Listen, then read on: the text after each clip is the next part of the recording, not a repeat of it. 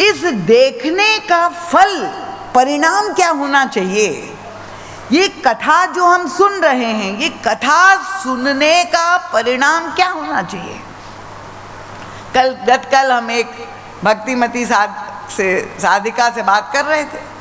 उनका दीदी माँ, जहाँ पर हम कहीं भी गुरु चर्चा आती है, कोई भी जहाँ वर्णन करता है, तब हमारा सब काम काज छूट जाता है, बस हम उसी में डूब जाते हैं और इतना आनंद में डूब जाते हैं। तो ये प्रभु का दर्शन बाहर जाके लगे, बिहारी जी इतने दिव्य है, उनके नेत्र ऐसे कटाक्ष ऐसे नुकीले हैं।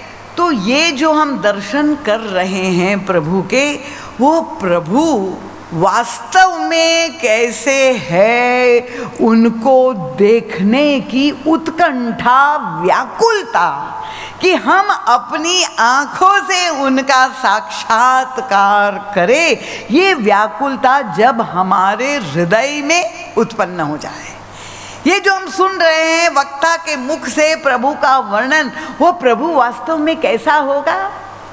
वह लीला का वर्णन करे, ठुमुक चलत रामचंद्र, प्रभु चल रहे हैं, उनकी बाल लीला कर रहे हैं, हम अपने आँखों से उसे साक्षात कैसे, ये व्याकुलता, उत्कंठा हमारे हृदय में जब उत्पन्न होती है, ये सोपान, जब वो कहते हैं यहाँ शब्द, तुम नीके निज नयन निहारे,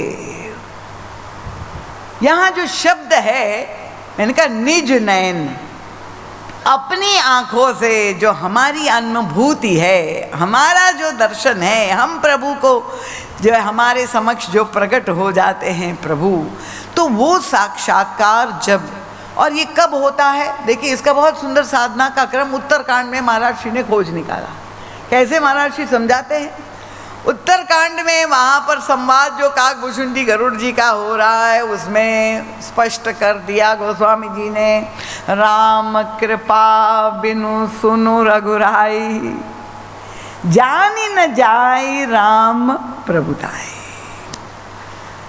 उनको अगर हमें जानना है, निज नैनों से देखना है, तो सबसे पहले राम कृपा चाहिए। और फिर जब आप एक बार उनको जान लेंगे, तो उनका जाने बिनु न होई प्रतीति, और बिनु प्रतीति होई नहीं प्रीति। वो हृदय में प्रेम अब जब उत्पन्न हो जाए, प्रभु का दर्शन करके जब साक्षात्कार हो जाए, और ये हमारे निज प्रभु है, ये अनुभव हो जाए, उनसे परिचय हो जाए, तब वह प्रेम की पराकाष्ठा, वो सुदृढ़ विश्वास के आधार पर तब जाके भक्ति का प्रादुर्भाव होता है।